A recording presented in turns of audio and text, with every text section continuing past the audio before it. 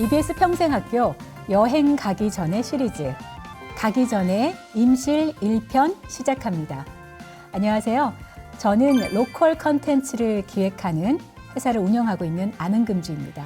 한국 최초이자 최고의 치즈가 만들어지는 곳, 한국에서 즐기는 특별한 치즈너리 여행을 할 수 있는 곳이 바로 전라북도 임실입니다.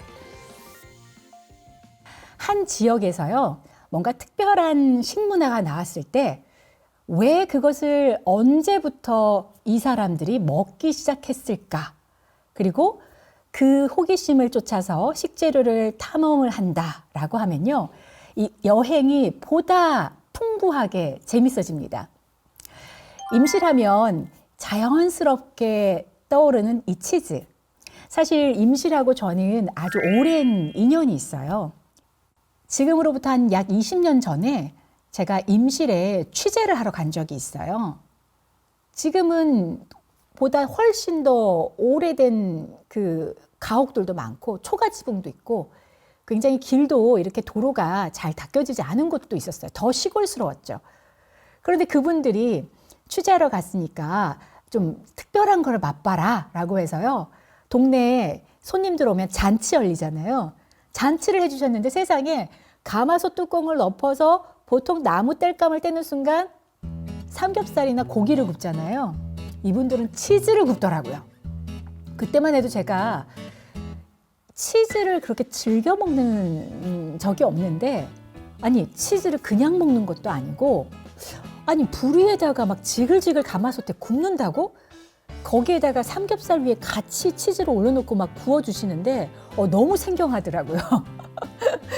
그때 그 추억이 지금도 잊지 못하는데, 그리고 나서 제가 이쪽 로컬 컨텐츠 기획자가 돼서 또 이 책을 준비하면서 한 분의 선교사분이 임실에 굉장히 중요한 역할을 하셨다는 것을 발견하게 됩니다. 아마 아시는 분들은 방송이나 미디어를 통해서 들으셨을 텐데요. 바로 지정환 신부님이세요.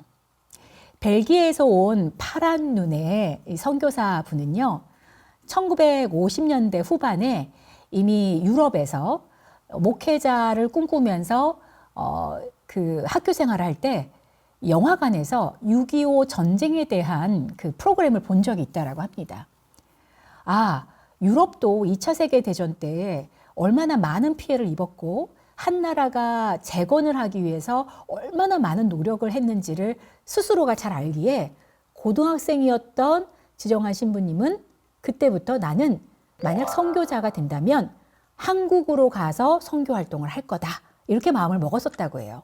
그리고 목회자가 돼서 한국에 왔을 때 그걸 실천하기 위해서 정말 그 전라도 지역의 오지로 가셨다고 합니다. 처음 부임한 곳은 부안이었다고 하는데요. 부안에서 다시 임실로 1964년도에 다시 부임을 했다고 합니다. 임실로 부임한다라고 하니 아는 분이 이거 아무것도 없으니까 사냥 2마리를 마치 집에서 키우면서 적적함을 달래시오라고 사냥 2마리를 받고 임실에 정착하게 된 거죠. 6.25 이후의 산골의 작은 소도시는 어떤 모습이었을까요? 전쟁 후에 땔감으로 전부 다 산에 나무를 벌목했기 때문에 민둥산이었고, 마을의 청년들은 기술이 없기 때문에 그냥 놀고 먹고 빈둥거리기가 다반사였다고 합니다. 말 그대로 너무 가난한 산골 마을이었다고 해요. 너무 가난하는데 청년들한테 물어봤대요. 당신들은 왜 일을 하지 않냐고. 그랬던 청년들이 일을 하고 싶어도 기술이 없어서 뭘 해야 될지 모르겠습니다 라고 얘기를 했대요. 선교사분은 사실은 2차 세계대전 이후에 한 나라가 재건을 할 때 어떤 어려움으로 겪고 재건을 해야 되는지를 알고 있었기 때문에 선교의 활동이라는 것도 있었지만 사실은 기술이라든가 재건에 이 사람들이 먹고 살 수 있는 자립의 이 능력을 키워주는데 더 주목하셨던 것 같아요. 그리고 골똘히 생각을 하셨대요. 아무것도 없는 곳에서 어떤 기술을 줄까? 사냥을 우연히 이렇게 보다 보니 사냥류를 짜서 내가 한번 외국 사람들한테 팔러 가겠다. 그래서 그 길로 사냥류를 짜서 옛날 그 자전거에다가 싣고 전주로 갔다고 합니다. 그리고 전주에 있는 외국분들이 그거를 돈을 주고 사 먹었던 거죠. 당시에는 우유라고 하는 것도 너무 귀한 거였고 산양유는 냄새가 나서 사실 먹질 않았던 거였어요.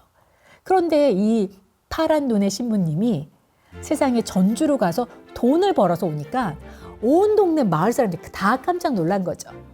와, 산양유가 돈이 된다고요? 신부님, 나도 산양을 좀 분양을 해주세요. 저 새끼를 나에게 좀 분양을 해주세요. 저도 돈을 벌겠습니다.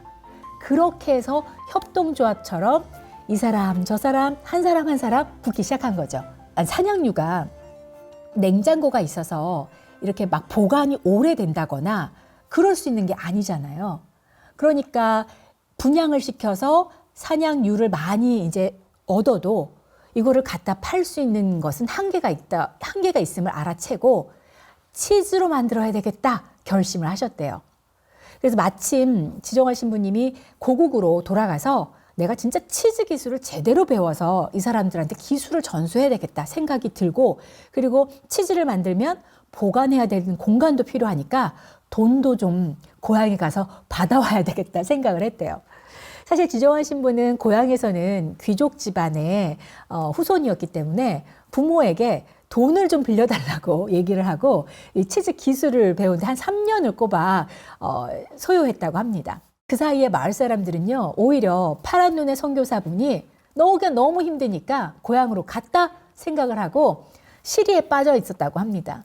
그런데 이 신부님은 고향으로 가서 돌아오지 않는 게 아니라 3년 후에 돈을 가지고 기술을 가지고 와서 최초의 임실의 치즈 공장 겸 본인의 사택을, 그것도 이 태양광 전지를 최초로 사용을 해서 이 가옥을 짓게 됐습니다. 그게 바로 성가리 그 마을 안에 치즈 공장, 최초의 치즈 공장이 만들어지게 된 스토리입니다. 새마을 운동이라고 해서 농촌을 잘 살아보세 하면서 이렇게 선진 기술이라든가 길을 닦고 농업 기술을 보급했던 시절이 있습니다. 그때 1980년대 초반에 이제 젖소가 들어오는 거예요. 제가 임실을 그 당시 갔을 때가 2000년대 초반이니까 그때 임실분들이 이미 유제품, 우유라든가 치즈 요리를 만들고 맛봤던 경험들이 꽤 있으셨고, 저도 2000년대 초반이지만 치즈라는 건 알지만 그렇게 즐겨 먹는 식재료가 아니었기 때문에 굉장히 낯설었던 거죠. 그래서 임실은요, 저는 한 선교사의 이러한 활동들을, 오랜 역사들을 되새김질 해보면서 그 길을 따라서 치즈 순례처럼 걸어가 보시는 거를 추천드려요. 터미널에 내리면요, 바로 터미널 2층에 그 임실에서 생산된 목장의 치즈와 유제품들이 전시 진열된 판매장이 있어요. 지역에서 운영하는 거기 때문에 지역 분들이 주로 소비자예요. 왠지 관광객들이 많이 올 것 같지만 관광객분들은 잘 모르세요. 그래서 터미널에서 요거트 한 잔 딱 드시면서 치즈, 이게 찢어 먹는 치즈 있거든요. 그 치즈 몇 개 사셔서 이제 임실 성당까지 걸어가 보는 거예요. 굉장히 가까워요. 한 10분 정도 걷나? 5분 걸으실 건데 굉장히 작은 소도시다 보니까 그렇게 높은 건물이 있지 않아요. 야트막한 오래된 건물들도 보시고 옛날에 그 시골 풍경도 느끼시면서 걷다 보면 1950년대 후반에 지어진 거의 이제 100년에 가까운 성당이 하나 나옵니다. 시멘트로 지어진 성당인데요. 바로 이곳입니다.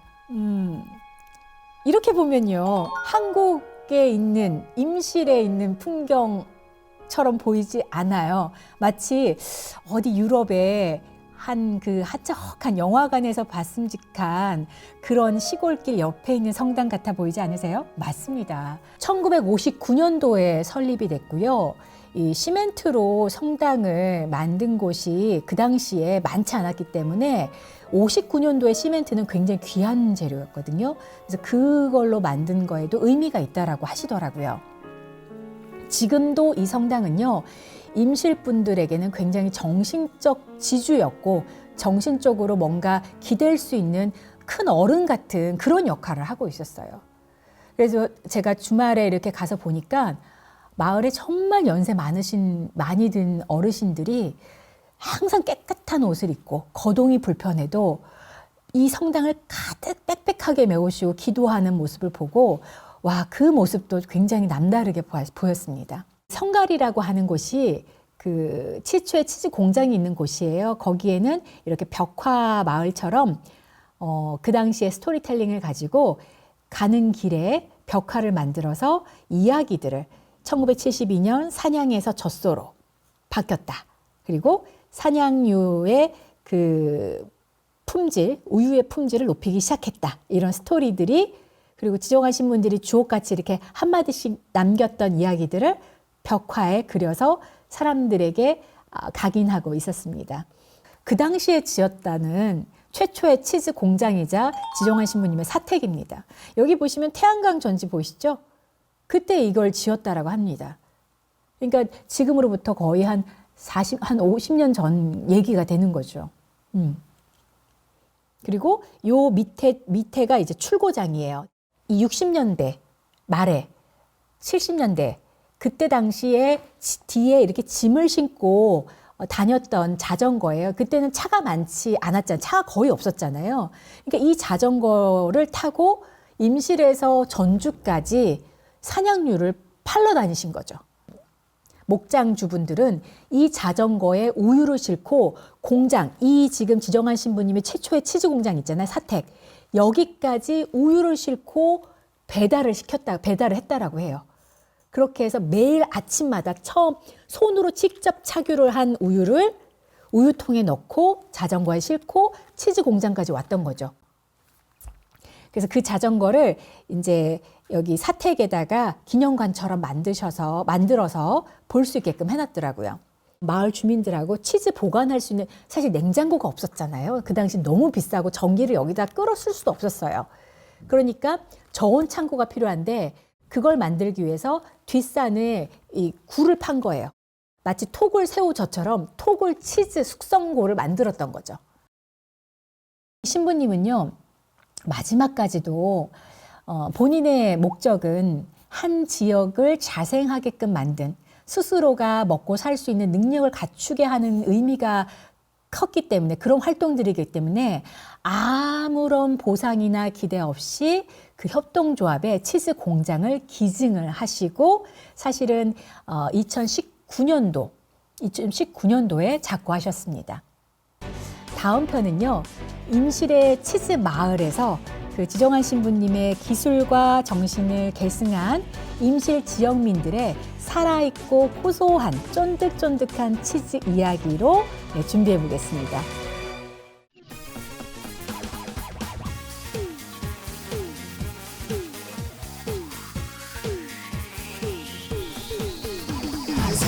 Go!